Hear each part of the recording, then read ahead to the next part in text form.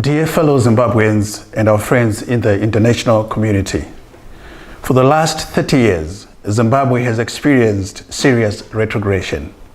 We have lost our local currency alongside the near total collapse of our economy and industry. Service delivery is now very poor. Elections are dutifully conducted every 5 years. Sadly, each electoral cycle brings with it more injustice, more poverty, and even more retrogression. Political violence, deception, poor governance, endemic corruption, individualism, and lack of a shared vision have been at the center of our retrogression. Unless and until we map out and agree a shared vision and shared values, the ship of state will continue on this retrogressive path to oblivion. The elections of 1980 and the subsequent independence thereafter did not make Zimbabwe or Zimbabweans democratic. The first post-independence administration did not believe in democratic development. On the contrary, they believed in a one-party state and a centralized system of power. 38 years after independence, Zimbabwe still has elections without democracy. To talk of free, fair, and credible elections in this current militarized and politicized environment is not only reckless, but a travesty of justice. With the benefit of hindsight, it is obviously clear that we got our priorities wrong towards the end of the armed struggle. Our top priority was total transfer of power. We wanted total power to preside over the creation of white people. To obtain this power, Kwame Nkrumah taught us to use universal suffrage, which in this case is loosely defined as one adult, one vote, despite the fact that the electorate did not know anything about democracy. The result is today's dysfunctional social order, where voting is conducted in an already centralized system of governance.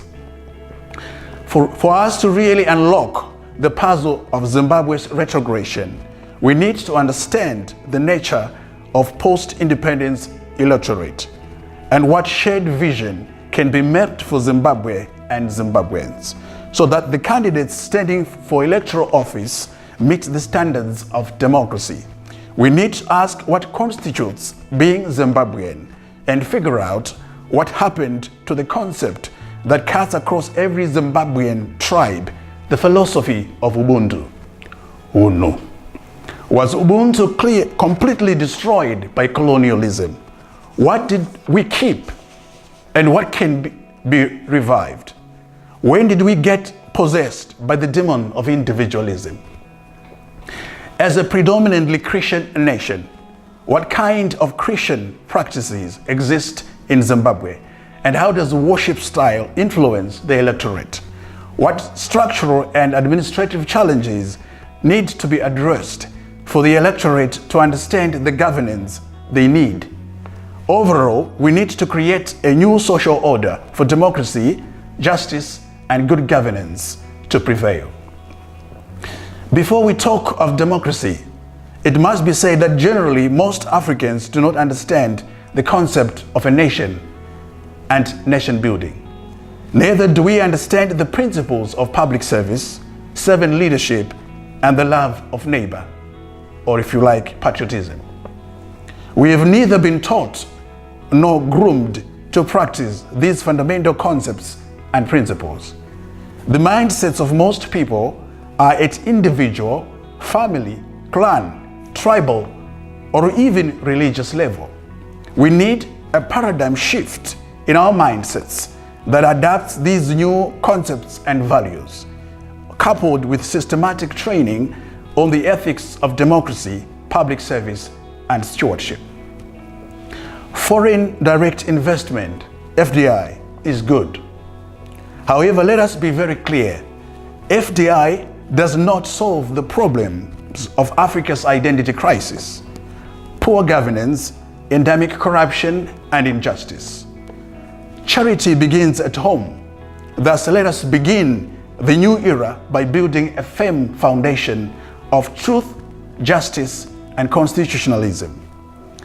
Guided by the principles of restorative reconciliation, repentance, and forgiveness, we in ZiNRA are facilitating, through this campaign, national reconciliation, renewal, the development of a shared vision, and a negotiated amicable way forward towards a new progressive Zimbabwe. May we therefore kindly take this opportunity to invite all leaders from all sectors of society, all Zimbabweans, and the international community to converge and join us on this campaign for national reconciliation and the renewal of Zimbabwe. We need to reconcile our talk, our rhetoric, to match our walk or our actions. Let us make this a transitional season for national reconciliation and renewal. Join this campaign and invite others to do the same. Thank you. Siyabonga. Tatenda. Asante sana. May God bless you all, and may God bless Zimbabwe.